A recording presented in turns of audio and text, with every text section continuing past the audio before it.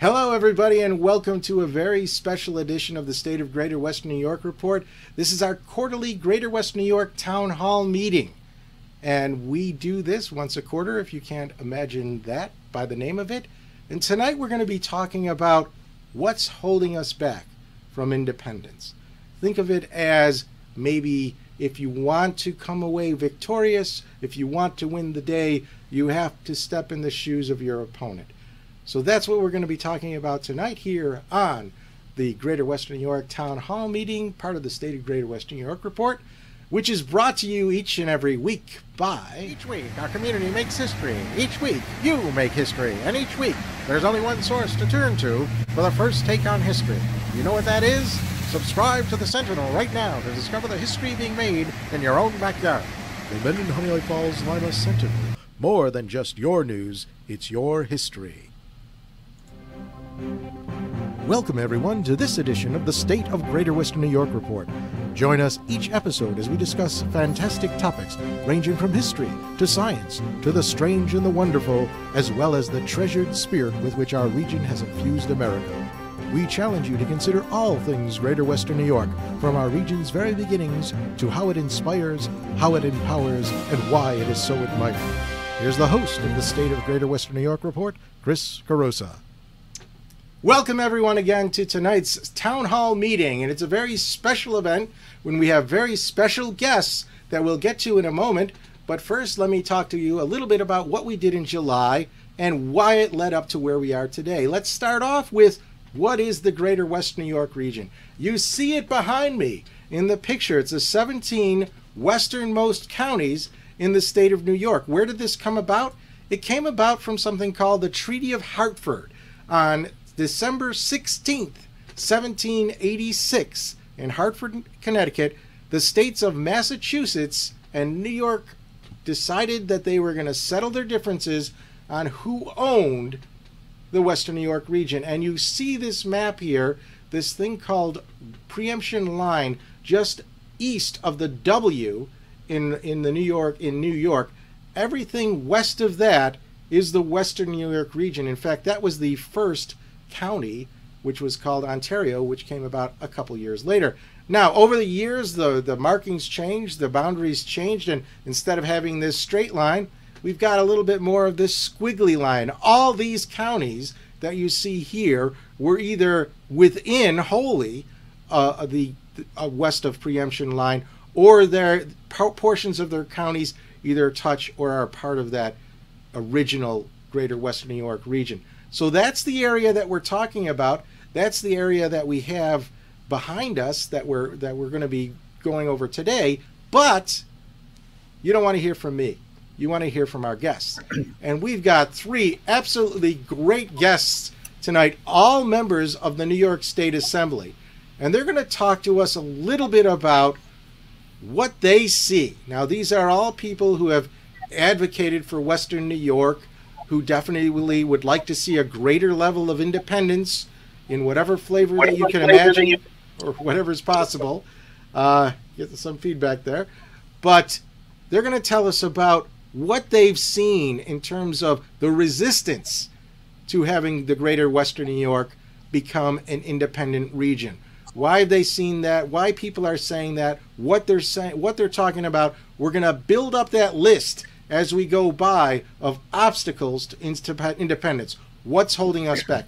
And we're going to start with Steve Hawley. Steve Hawley is a member of the New York State Assembly. Let's go to Steve. There we go. Steve is in there we go. There we go, Steve. He's in the 139th Assembly District, covering, well, Steve, why don't you tell us a little bit about where you cover, and also then get into your presentation, and I will start the 7-minute clock. Well, thanks, Chris, for having this podcast. Again, I participated in July, and it was a great success. You're a good community man, and you're pushing for ideas that many of us, especially in upstate and Western New York, believe are very important. We're so different of a state. We have the Long Island folks, we have the New York City folks, and then we have the rest of us who certainly have different needs, wants, and desires. I represent the 139th Assembly District. which is comprised of all of Genesee County, all but one town in Orleans County, and the west side of Monroe County, the towns of Hamlin, Clarkson, Sweden, and Riga. Marge Burns, another colleague of mine, is just to the east of me in Livingston and Monroe County, and I think parts of Steuben County.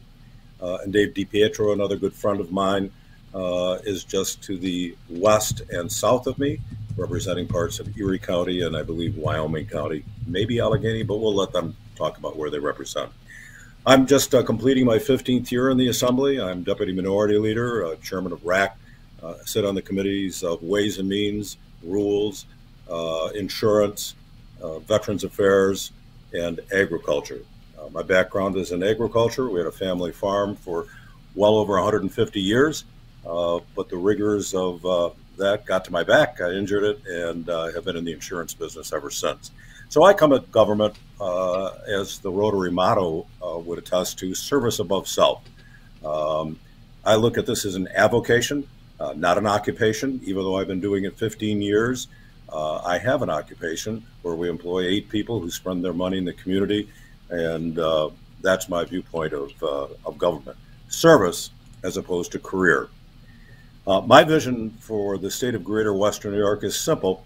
It's a vision for a state with clear constitutional government that respects the liberties and rights of those who live there while respecting free enterprise and its ability to improve the life of the state.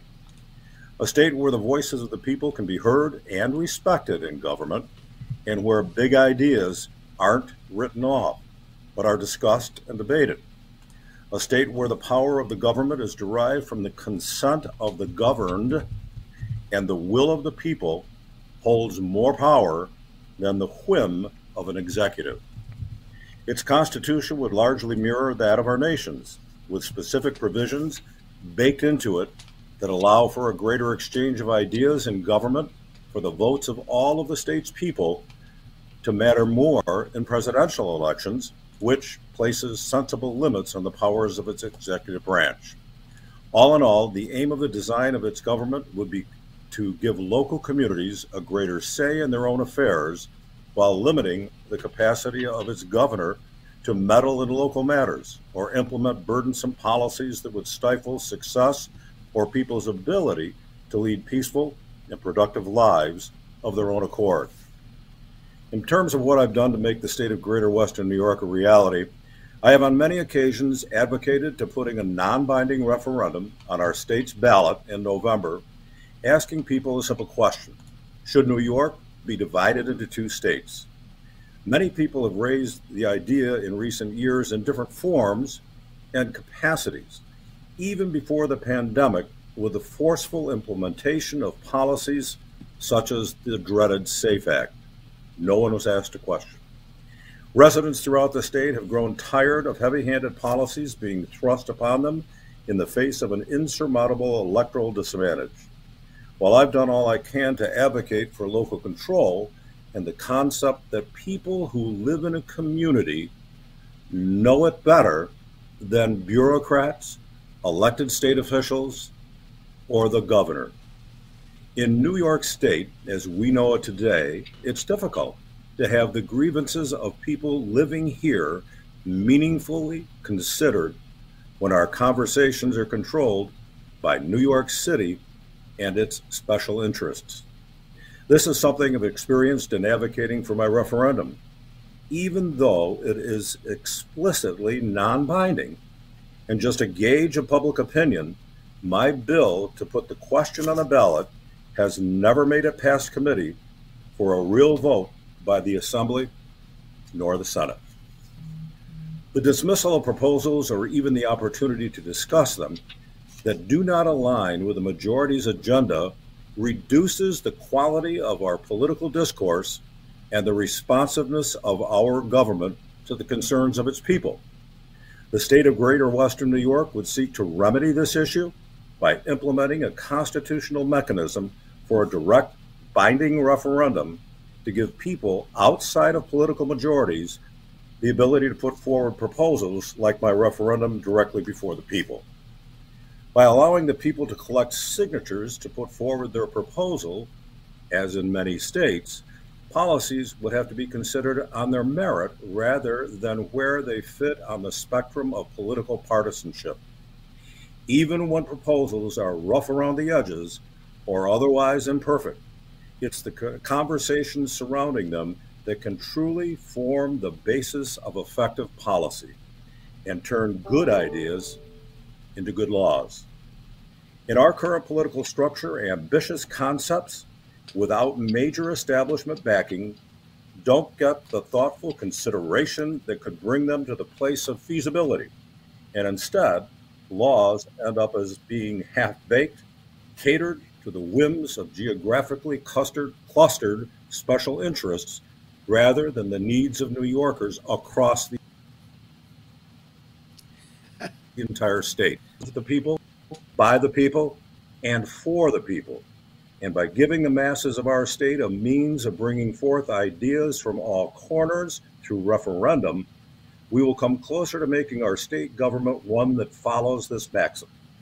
If we are to make greater Western New York a real state, we must find a way to have the idea discussed, debated, and considered in earnest. And I believe that by putting the idea before the public through referendum would be the absolute most effective way and means of achieving that. Thanks so much. Well, thank you very much, Steve. And so there you have it. One of the biggest obstacles towards independence is the failure to have an open and frank discussion about a variety of ideas. So put that on your list, guys. Number one, nobody's talking about it, or they won't let you talk about it. Let's go to David DiPietro. David, you are an assemblyman from Erie County. Tell us a little bit about yourself and who you represent, and then I'll set the clock for you, too. Well, thank you very much for having me. This is a great forum, and we should have more of these all across the state because I think an overwhelming majority of people across this state are starting to wake up and realize that one-party rule is not what this state needs, and it's not about our individual freedoms. It becomes more about power and control. I was a dry cleaner all my life. I worked in small business. When I got elected to Albany, I was the ranker for the small business, and I still am. I am also, underneath my great friend Steve Hawley, I am the assistant minority whip underneath Steve, and it's a pleasure to serve with him on that committee and on that for our conference. My dad started in 1946 out of the war, and I took over in 1988 and have been running a small business ever since. I just retired out. And I say that because only out of 150 assembly people a few years ago, only seven out of 150 actually held a real job besides being in the assembly. Most 143 are career politicians. One of the things I've proposed over the years, and I think Steve has, and a number of us in the legislature, is term limits. Again, since we are not in the majority, term limits never even gets discussed, even though on a recent poll about 2 years ago, 96% of the population of New York State said term limits would be a great thing. And Steve also referenced referendum. That was taken away from the public years ago, and it was for no reason other than political, so that this average citizen like ourselves could not put agenda items on a ballot to actually be voted on. Now, many states have that. But again, the one-handed power rule in New York State took that away. And that's also the same with recall. People have been asking me for years, can we recall a politician? Can we recall the governor? That was taken away years ago also by the politicians. They didn't want anyone upsetting their balance of power. So when we talk about splitting the state, that's my bill. Mine is to split the state into 3 autonomous regions. That's different than splitting up into different states. That becomes a federal issue, which we have to get through the federal government. I mean, I would be all for it if we could. But again, mine is 3 autonomous regions, which we can do just by state constitution. So if we understand that, the way the Constitutional Convention went a couple years ago on the ballot, if it had passed, we would elect it, we would vote on it in the Assembly and in the Senate. Then it would go right to the ballot, to the people. And if it passed 2 years in a row, then it would automatically become law. And we would start the process of becoming 3 independent regions. We would still have governors. Some of the things I've heard that people, first thing they ask is, well, we would lose that downstate New York City tax revenue. We would lose our pork, not as politicians, but in the different towns and municipalities. And I say no, okay? First off, we won't get into a big discussion, but that's a total falsehood. We would become redder than Texas overnight if we obtained our own autonomy. Ask any school superintendent in our region or across New York State if they could get rid of the unfunded mandates from New York State. How much would that help just their school district? In my school district alone, we figure it's about $500,000 or $1 million or more, okay? Because we would take over control at the local level how we educate, because our education system up here works very well. It's not New York City, which is a disaster, okay? And they throw billions and billions of dollars at New York City, but yet it never seems to get better in most areas. Over here, if we could get rid of state unfunded mandates, that would be a blessing. And again, just one thing that we could do. I hear people talk about energy independence. Well, whether you like it or not, you could also have in certain areas of this southern tier, we could do fracking, which would be a monster. We would get out of the deficit, into the black overnight. The number of good paying jobs it was estimated between $50,000 and $120,000. The jobs that would be created in the southern tier alone, I think, was estimated at 40,000. That's an amazing statistic. Also, what else could I tell you that people have questions? So people have questions about all of this. They're always asking mostly about the tax funding. We don't want to rely on New York City.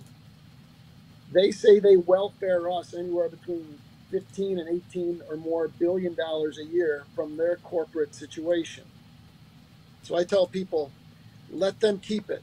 That's the carrot that we dangle in front of the Democrats now, because their system is failing. New York City's a tire fire. New York City's a dumpster fire. It's going bankrupt. If they didn't get the COVID bailout money from the Democrats and the federal government, New York City, this state would be underwater right now. So I tell people, please, they say they welfare to us. I say keep it as soon as we have the ability to change all of our positions, legislation, laws. We become red overnight because we obviously become a more business friendly. We don't allow the socialism and the communism to take over like it has in the state. And I think that's the biggest killer that's happening to our all of our independence. People don't understand, but New York City has become a socialist communist bastion, and it's taken over the Assembly and the Senate. It's no longer a capitalist state anymore. It's being run literally by socialists. And until we get rid of that part of our government, we are going to be held under the tyranny, especially with one-party rule. Because it's no longer the conservative Democrats who are running the state. It's now the far left is running the state. And we need to stand up on our own autonomy and get rid of it and go on our own. I don't feel that this state, not to be the bearer of bad news, but I do not feel this state is going to have any kind of resurgence as long as New York City has total domination over every legislative bill, every single penny that gets spread throughout the state. And until we take back our independence and can start changing some of these outrageous laws that they're enacting, like bail reform and things of that nature, protecting the criminal over the hardworking citizens, we're going to be stuck in that situation. And that's why I am really anxious and hardworking putting this split the state bill and trying to get it passed. So I want to thank you. All right. Thank you very much, David. So there you have it. I mean, a litany of reasons why we really need independence, but also, and this is important, obstacles to implement to gaining that independence. And David mentioned two. One is votes, and the second is the fiscal mathematics. So we're up to three right now. Number one is we're not allowed to talk about it. Number two, there's no votes for it anyway. And number three, the fiscal mathematics. With that, we're going to turn it over to Marjorie Burns, Assemblywoman, who represents Livingston County and more. Right, Marge? I do. I represent Mendon and Honeyway Falls, where you're headquartered out of, as well as Pittsford, Rush, Wheatland. And until they do redistricting, I also represent all the way down to the city of Hornell in Steuben County. And it's a wonderful area. Most of it is very rural. It's very agricultural, wonderful people. And, you know, I can't agree any more with the sentiments that have been expressed by Mr. Hawley and Mr. DiPietro. They're friends of mine. We frequently think alike, which is somewhat scary, but that they're great guys. And I just want to take a minute to echo everything that they have that they've said. I'm on a number of committees. I'm on the Health Committee, Judiciary, Small Business, also Housing. And right now I'm down in the New York City area because I'm also the ranking member of a committee called Children and Families that looks obviously at issues involving children, families, and it's very diverse in the types of issues that can be involved.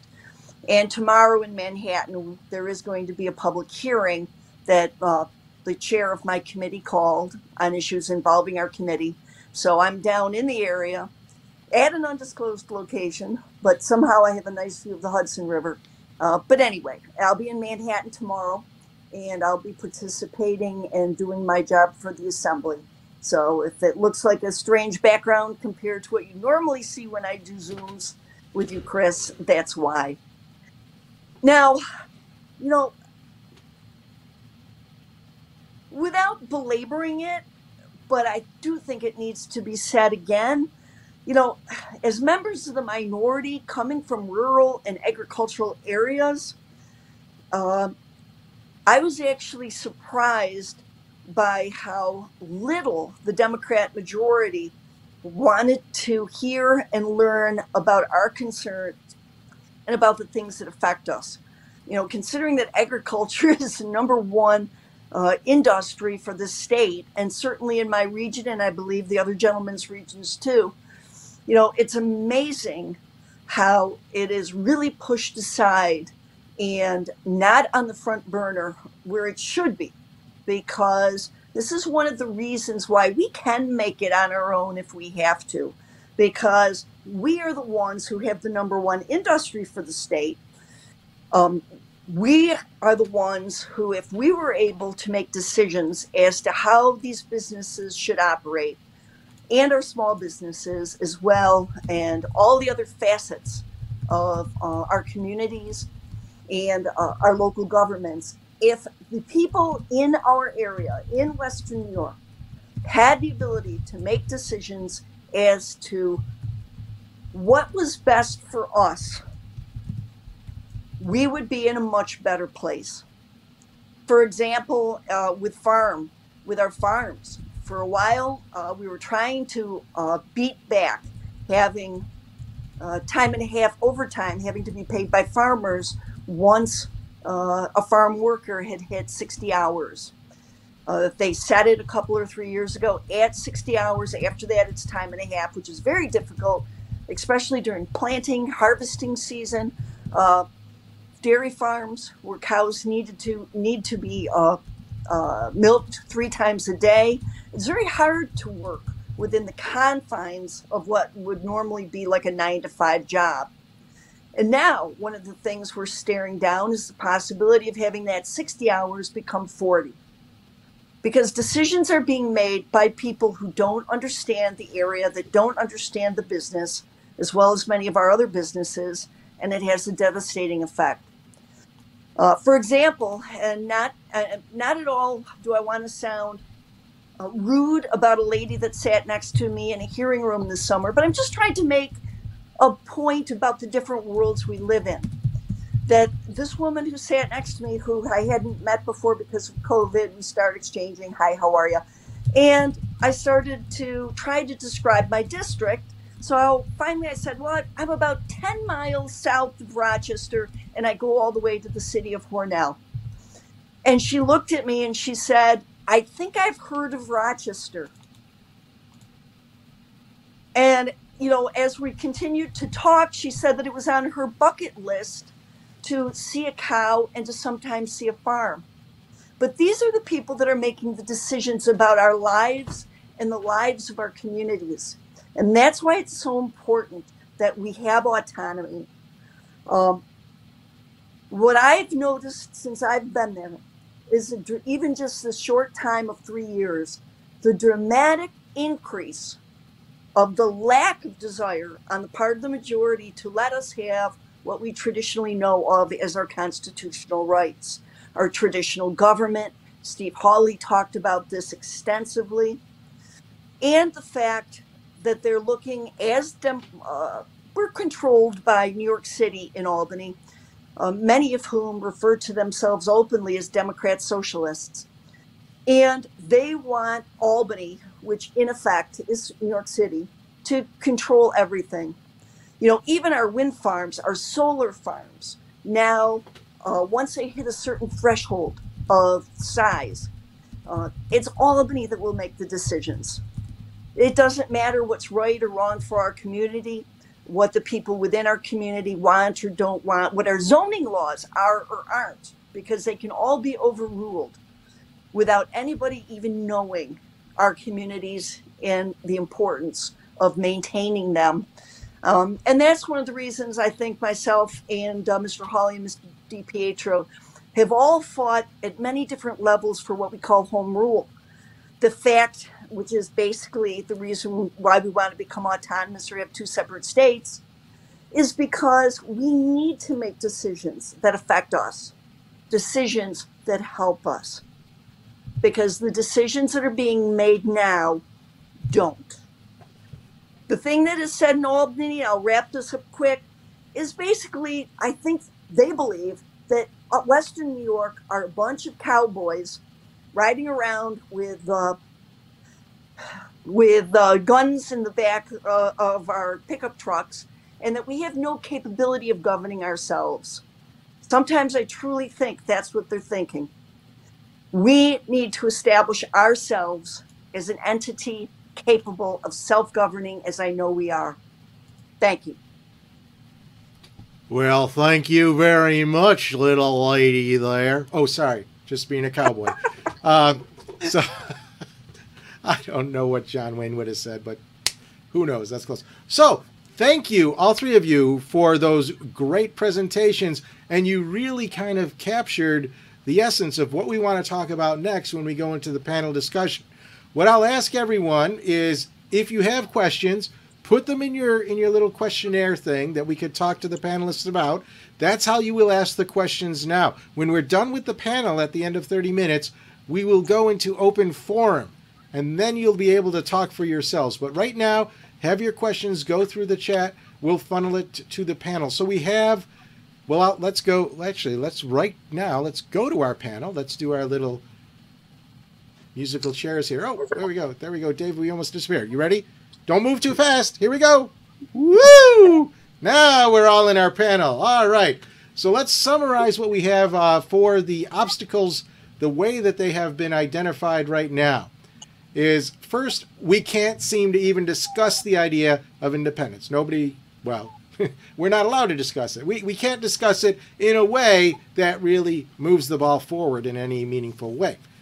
Maybe because of that, the reason for that is the other obstacle is that we don't have the votes. The population really is tilted way towards downstate and the east. They can simply outvote Western New York in everything.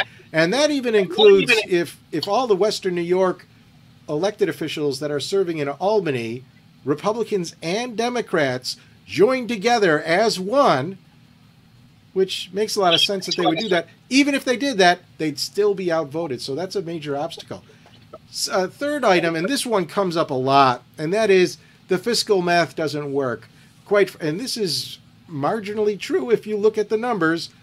The money that New York City is sending us through Albany pays for what we need to do in order to comply with state requirements.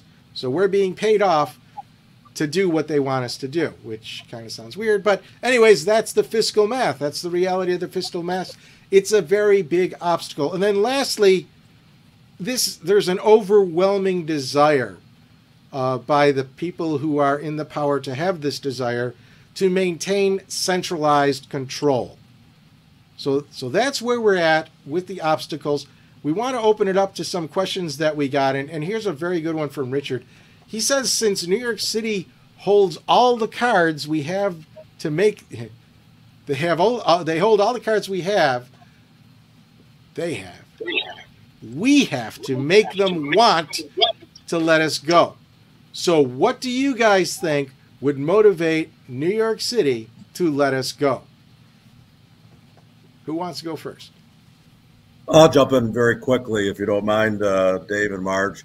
About 2 years ago, one of my bills, which I reference as the Gold Star Family Bill, which I had had for 11 years, it would give Gold Star families, those that have lost their loved ones or to death as a result of serving their country or become severely disabled, it would have given them free college tuition. It languished in committee, in the higher ed committee, year after year, times 11, until finally one year the voting committee was only one vote shy of reporting it out to the floor. I was dumbfounded and absolutely dismayed because 2 months before that, the legislature, not those of us on this panel, voted to give undocumented workers' children, illegal immigrants' children, free college tuition, and I was appalled. How do you give undocumented children free college tuition and turn your back on folks who have served their country and paid the ultimate sacrifice? Well, it became a big issue, and at the same time I brought up my 2 New Yorks bill and showing how very different we are in terms of constituents that we represent. And so when I went back to session 2 weeks later, the end of April, 2 of the New York City representatives, assembly people, said, Hawley, 2 New Yorks, how would you ever make it? We give you 68% of the total revenue, the entire state. 68% of the revenue comes out of New York City. How would you make it? Well, we've all been in business in one form or another, and you don't have to be in business to understand you've got 2 sides to the balance sheet. You've got the spending side, the income, the revenue, and you've got the spending side or expenses. You can't have more expenses than revenue. I said to them, I'm not concerned about the revenue. I'm concerned about the excessive spending that this state implements and mandates on all of our county governments across this state. And he looked at me and he said, actually, if I came from where you did, I'd be on your 2 New Yorks bill. You guys get the short end of the stick all the time. So they know, but when it comes down to voting, you can almost see the strings on their hands being manipulated to vote one way or the other. They're told what to do, and they do it. It's a very, very tenuous and difficult situation. So there's several good questions, and I don't know if I'm going to be able to get to them all during this portion. So if I don't, definitely bring them up in the open forum. But I want to try to group them together so that they keep going along with the conversation that we have. So the overarching question here, I think this is a really good one, is how do we act in a certain way that would motivate New York City to want to get rid of us? And so somebody, Richard, again, I think it says, why don't we just stop paying for the unfunded mandates that we don't want, that we don't get anything in return for? And what if all the counties in the Western New York region stop paying these unfunded mandates. What would Albany do? What would New York City do? David, I'm going to let you go with this one because I think you'll have fun with this. If we just stop paying. Yeah, that's drastic because I call it government tyranny. And New York City and Albany, with the majority, will just cut all our funding. They're very good at that. They've done it at the school districts in my district. They've cut their funding, threatened to take it away. Tried to take one of my school superintendents and put him in jail, take away his actual tenure and his license. And I want to go back with that other question. I want to piggyback on what Steve said because I want to throw just a couple numbers. I know numbers aren't great, but I just want you to understand. When we lost the Senate, when the Republicans lost the Senate 2 years ago, we were averaging about $5 billion a year on our budget increasing, correct? About $5 billion every year would raise the budget. In the 2 years, the last 2 years, the Democrats have had complete control. And in New York City, and I say the communists because that's who it is, I'm not sugarcoating it. They don't know how to spend or cut anything. The budget increased last year 8%, which was 13.6. This year, they increased the budget $22.9 billion, $23 billion. In the last 2 years alone, the Democrats have increased the budget over 20%. Revenues have gone down, not up. We are at a huge, if we didn't have the federal government come in and bail us out for $43 billion over the next couple of years, we would be so underwater. If you remember a couple of years ago, they tried to increase taxes $1.1 billion, $1 billion, and people flew out of this state. This year, they're looking to increase taxes over $4 billion to $5 billion. There's no money. I say all this because the Democrats are spending wildly. They have no conception of where the money comes. They keep telling us we're going to tax here, we're going to tax there. That's what they do all the time. They're out of control. The state's upside down. If we didn't get bailed out right now, we would be so underwater. It's a recipe for disaster. Next year, when we get back in next year, 3 months, in January, we're looking at another possible $5 to $10 billion deficit when we just got bailed out. And I want to make one point. Of all these billions of dollars that just came into the state, I'm talking about $40 billion with the tax increase, with the debt. They increased the debt to the maximum. What do you see around Western New York? Do you see any big projects going on? Remember a couple of years ago, the billion for Buffalo, which was over 5 years, $1 billion. And now we've just increased our budget and taken in over $40 to $50 billion. Where are all the major projects in New York State, in Western New York? There aren't any.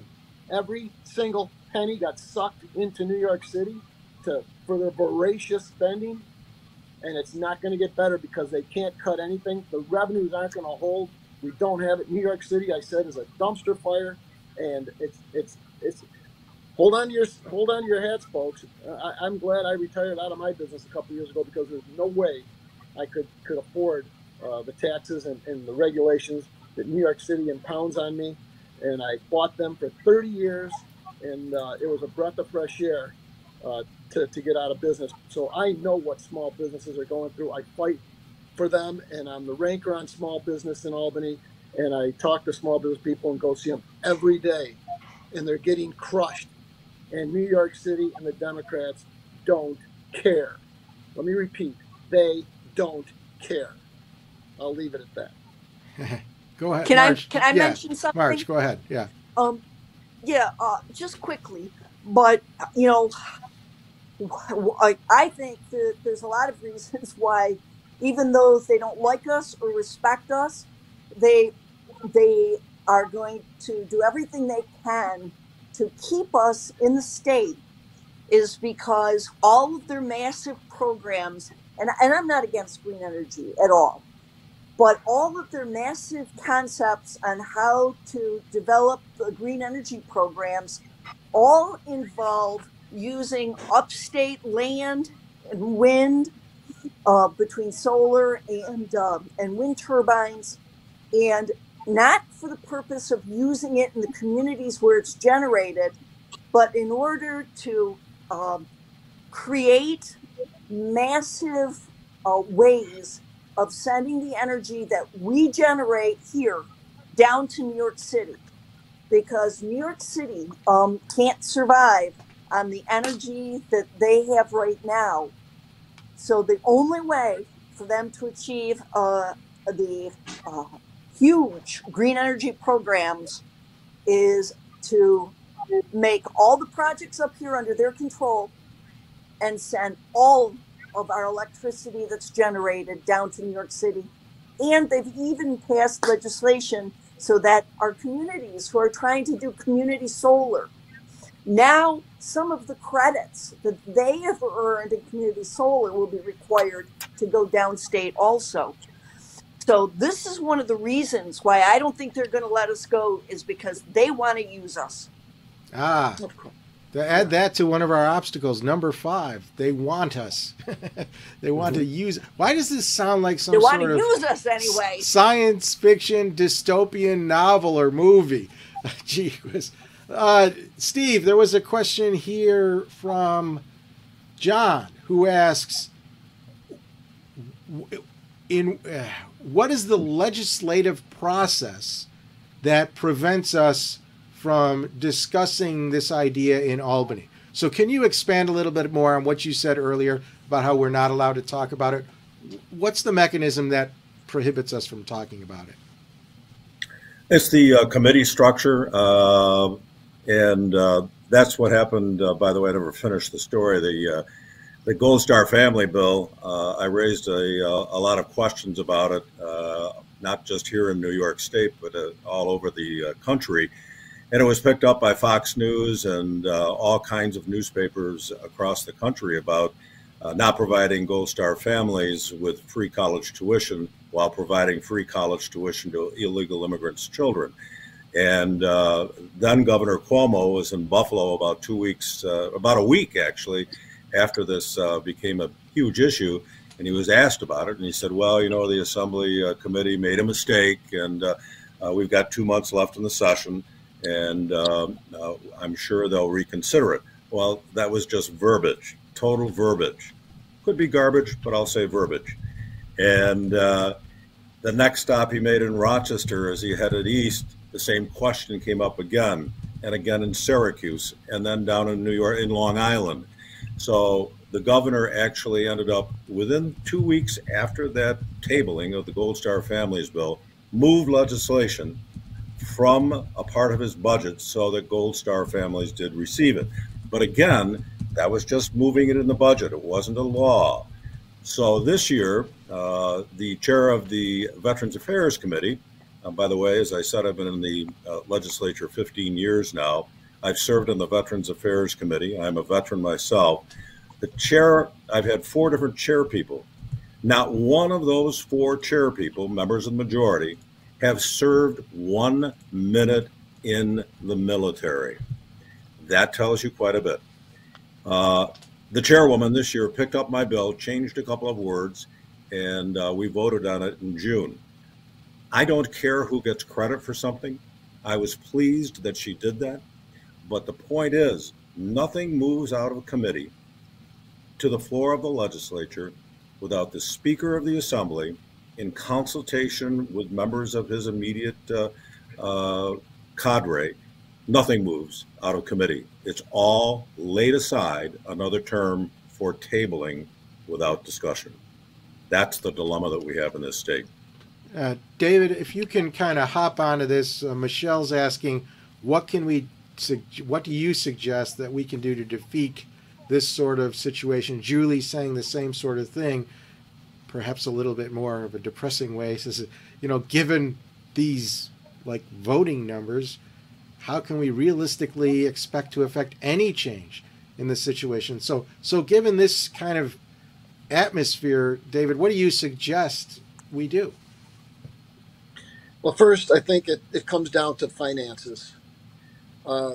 We tried to keep the house in order not us because we're in the minority, but when we did hold the Senate, the spending went up, but it was sort of controlled to a point, even though we were spending wildly. But now it's out of control, and there's no mechanism. I think it's going to implode on itself in the next year or so. For us to go in as minority members, there's nothing we can do. I hate to be the bearer of bad news, but we are super minority. We're not just minority, we're super minority. They do not need our votes any which way, how, ever. 107 to 43. So, but because of that, with one party rule, like I said, I think it's going to implode. There's no way unless they get another huge federal bailout, which I don't know if that's going to happen, because if I'm another state like Oklahoma, Missouri, name it, I don't want my tax dollars going to bail out New York State, New York City every year. And that's what they did. And a lot of states are really upset. I know Florida complained.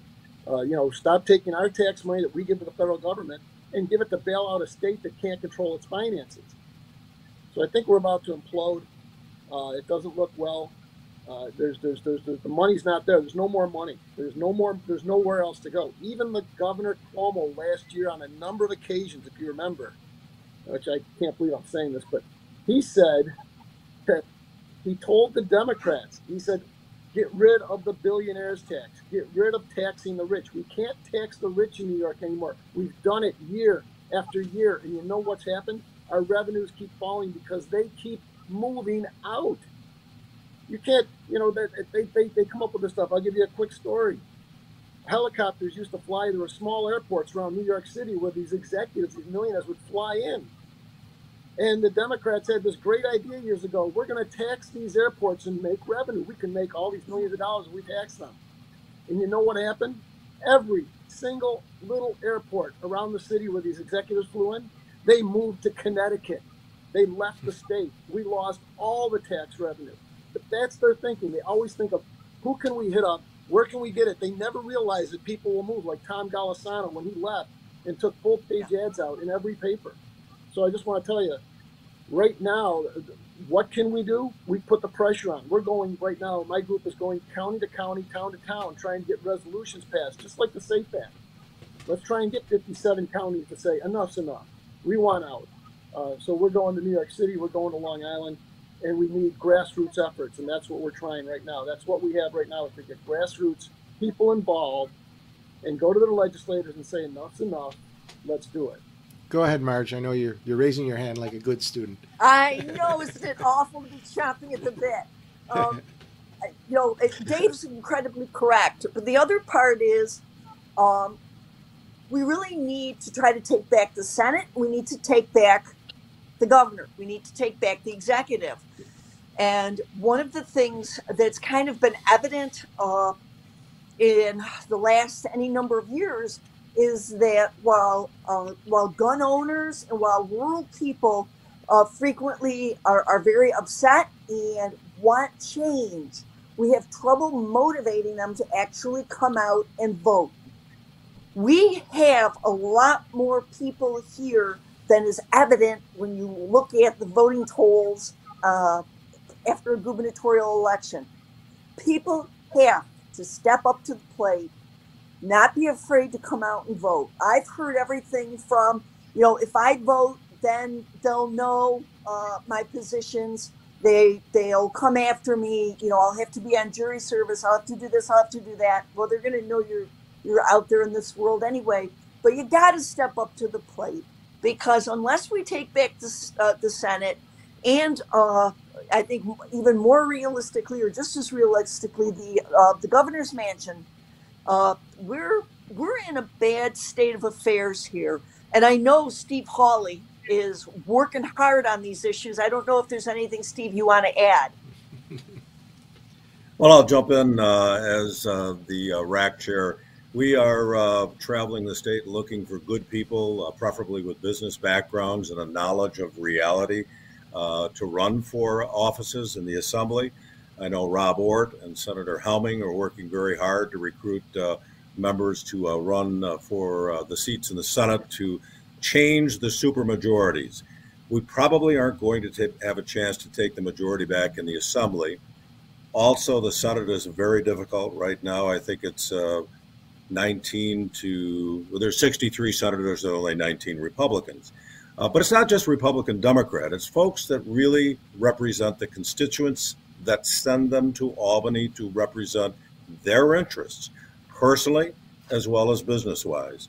And as far as we are right now, as Dave said, there's supermajorities in both houses. Very difficult to get anything done with a member of the same party. Someone that we all know and comes from Western New York currently sits in that governor's chamber on the second floor. But she's not the woman that I remember representing me in the House of Representatives for 2 years. I've considered her a friend over the years. But today we had a ribbon cutting here in my district to welcome in a hydrogen producing plant to create 70 new jobs. And I have to tell you that she stepped back a little bit when I went over to say hello to her, because I've taken some shots at some of the policies that she has implemented, which are draconian in terms of healthcare workers being mandated to have vaccines or lose their jobs, in terms of children still masked in schools. These are all issues. But respecting police, respecting authority. She's in favor. She's got a lieutenant governor that led the charge on defunding police. The lieutenant governor she chose. That's not the way we believe in this state, by and large. We need to have law and order, and we need to have them. We need to have their backs. We have many, many correctional facilities. Marge, I know you have some. Dave as well, and I have 2 in my district. We need to protect and back our corrections officers.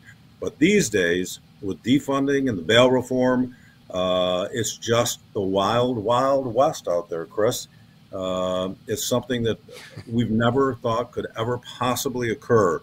People committing crimes being released to recommit again and again and again. Rochester has the highest murder rate in the nation, even more than Chicago. So we're trying to recruit people because folks have come up to me in my district and said, we've had enough. We don't feel safe in our homes. Our businesses aren't safe. We need people to run for office who have like ideas and aren't afraid to express them. All right, Steve, I've already used up my John Wayne impersonation for the evening, so, and I don't know any other cowboys. I guess I could do Clint Eastwood, but it always comes across as Dirty Harry. Yeah. So we've got a series of questions here. We've got about 5 or 6 minutes left, and I think these are juicy. So let's open up. It really comes down to this. It's not so much a state-centered solution, say a top-down solution, looking at it that way, but maybe more of a bottom-up solution, where Richard is saying maybe we could get the counties, the Western New York counties, to join together to make a more stronger and more effective statement in terms of achieving our goal of distancing ourselves from the New York City Albany access. Same thing with Jennifer. She says, a lot of people don't trust the voting process at all. I mean, there's a lot of people who are talking about that, but we're not going to be talking about that. It's more about working together with the counties. And what Jennifer mentions is, should the counties follow Cattaraugus County and declare themselves a constitutional county? And Corey comes in, she's listening. Yeah, I guess she is listening or watching from the North Country. So not quite Western New York, but not that far away. And she's wondering if there's other forms of collaboration that could occur. So what we're really talking here is what can be done in terms of collaborating between the counties, where the counties themselves make this statement, maybe in the form of a constitutional county, which is what Cattaraugus County has done. So let's have let's close our discussion on this topic. Again, who was the last person who talked? So Steve was like, let's go to David. David, you start off this one. That's what we're trying to do with our group with the state. We are going county to county. The problem we're running into in town to town, like I represent Wyoming County. Out of the 16 towns, it's a board of supervisors. 13 are Republican. There's only 2 or 3 Democrat supervisors that make up the board. The head of the board of supervisors came out last week when we approached them and said, we're not interested. Okay, this is one of the reddest Republican counties in the entire state. They said, we're not interested. We're afraid of losing our funding. And which didn't make any sense to me because they don't have a clue how their funding is appropriated. But that's what we're getting. We're getting this kickback from people. We're Republicans too. So it's a bigger lift than you think. But we need, where it comes is the grassroots. We need the people on the ground to tell their elected officials, look, it's time. This is what we want, and do what we want because we're the ones that elect you. So actually, that's an interesting point, David. If Wyoming County legislators or supervisors are afraid of losing their funding, why weren't the Cattaraugus County legislators, and they're legislators, not supervisors, afraid of losing their funding? That's an interesting hypothesis, and we can see how that plays out over the coming budget cycle, if that's a real concern. So Marjorie, what are you thinking about this constitutional county idea? I know that there's been some interest within Livingston County about this idea. Yes. I haven't talked to too many supervisors, maybe a couple, who said they want to learn more. What have you heard from your constituents? I have heard some people expressing an interest in it. I haven't spoken yet to the chairman of the Board of Supervisors or many of the supervisors themselves. But they have been proactive over the years in stepping up on basically Republican conservative type of causes.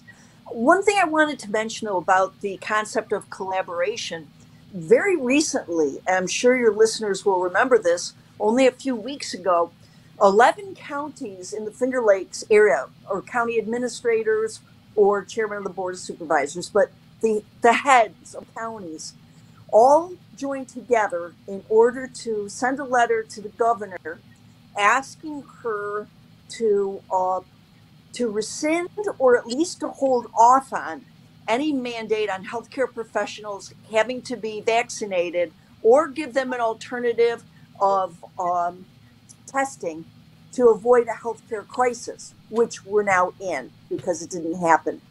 But so we had 11 counties, the heads of 11 counties who all joined together. But yet Monroe County went its own direction and refused to do it and wouldn't do it.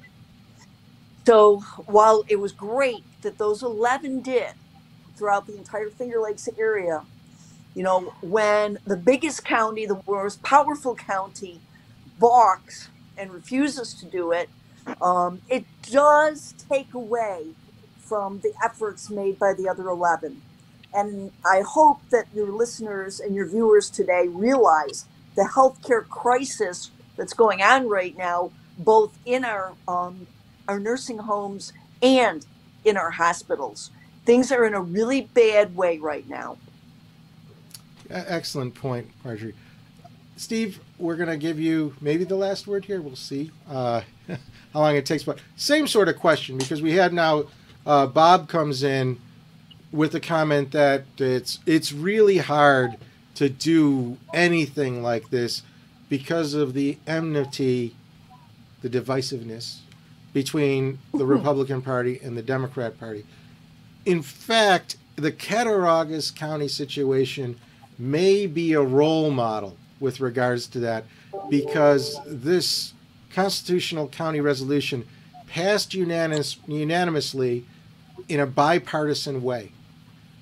So it may be a way to overcome this partisan sort of thing. And I don't know. I mean, Bob is saying maybe you need a libertarian to kind of lead the way, because either everyone will feel the same about them, and they won't have that same problem of Republicans versus Democrats.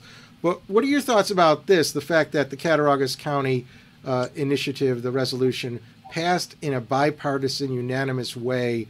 Is that a model that other counties can be looking towards? Sure, county by county, but as we just heard my friend Dave DiPietro say, even very conservative counties balk at it. So I'm not quite sure. I guess probably Cattaraugus County ought to do what the rest of us do and move around the greater Western New York area to try to sell the program. It was unanimous. That's great stuff.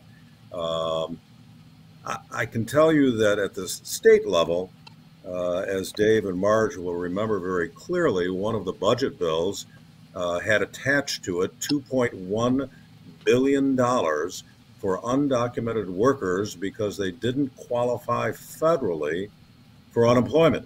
Of course, they were unemployed. But our New York State taxpayers now are spending $2.1 billion on undocumented workers. We were called out by one of the new socialists with a small d, and they call themselves comrades on the floor.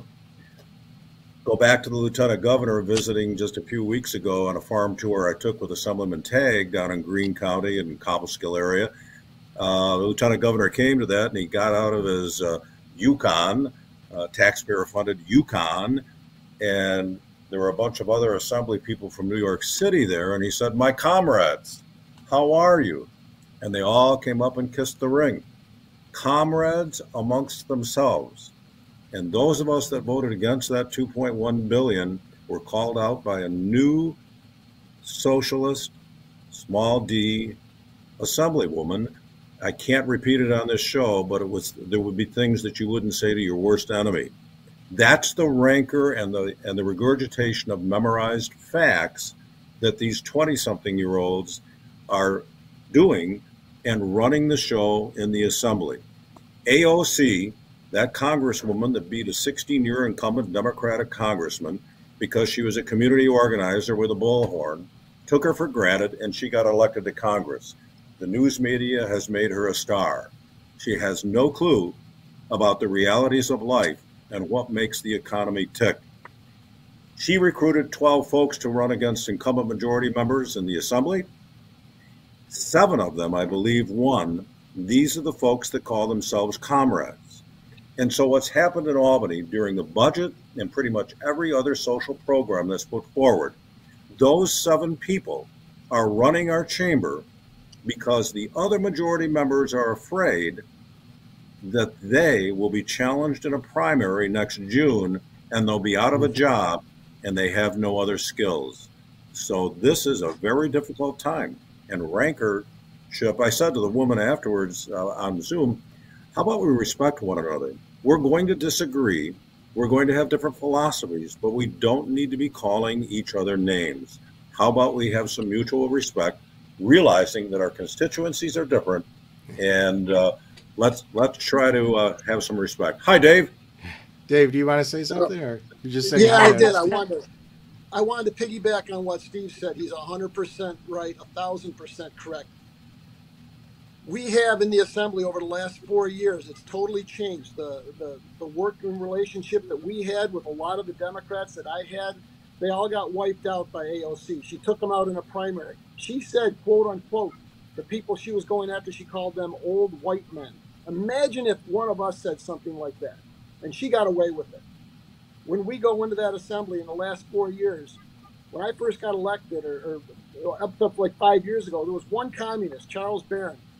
Today, in the last 4 years, I think out of the 31 elected Democrats that have gotten in the last 2 election cycles, I think 26 were community activists. And now I think we have 19 communists, members of the Socialist Democratic Party of the United States in there. And like Steve said, they are running the show. They were community activists. They've never held a job. They've never run a payroll. They have no clue on where the money comes from.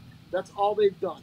And it's disgusting to me personally, because as a business owner, and Steve is the same way, there's been times in my life I've gone weeks without getting paid because I want to make sure my employees were paid. These people have no clue about this, and it's pretty bad. It's gotten really bad the last 4 or 5 years, and that's Steve's 100% correct on what's happened.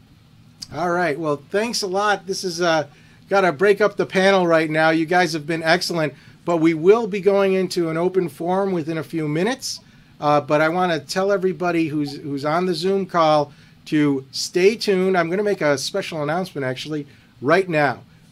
Part of what we're talking about, and each of us, both in the audience and the panelists have been talking about, is this thing that is often referred to as equity. Equity means your ownership within the community. And it's clear, as Marjorie pointed out really bluntly, the rural areas just don't have the same equity. These are the areas that are covered by many of the weekly suburban newspapers, and they can get the message out. That's something that maybe you should consider doing. You should approach your editors for your local newspapers, talk to them about stories that you'd like to see. The New York Press Association actually has a depository of state-centered stories that the local newspapers can send. So it's not just about writing the stories in their own newspapers. Encourage your editors, your local newspaper editors, to put those stories into the New York Press Association depository so other papers around the state can pick them up. These are small, generally independently owned newspapers. They're the ones who can get this word out most effectively. There's lesser barrier than, say, big city media type papers. And special announcement, there's a new opportunity. There's a new project. I just received word last week that the Local Media Association, it's a nonprofit group that helps local media companies across the country promote news reporting, not issues, but news reporting that helps people who aren't normally represented in the media the way they should be. And I think that's the kind of individual, the citizens that we're talking about right now. I will be emailing you, everyone who is registered for this town hall meeting, that news directly. It's a fundraising campaign, and what that money will be used for is to hire freelancers or interns to help amplify, research, amplify, and distribute the stories that are coming out of these town hall meetings. Specifically, these town hall meetings. That's what the Local Media Association has approved us to do. So that's very exciting news. It's going to help your local newspapers. It's going to help get these stories out. And that's one of the ways that I think that everybody can achieve what they're trying to achieve. So what I'm going to do now is I'm going to ask our panelists to leave the studio and go into the Zoom call. I'll do a formal ending here so everybody who's on the Zoom call can see it. When it's done, when you see the little copyright thing come up, then what I want you to do is come off of the, open up your cameras again so we can see you, and we'll all join back in the Zoom meeting. All right, so that's all for this week. I want to thank everybody for participating in today's town hall meeting, and bye-bye for now.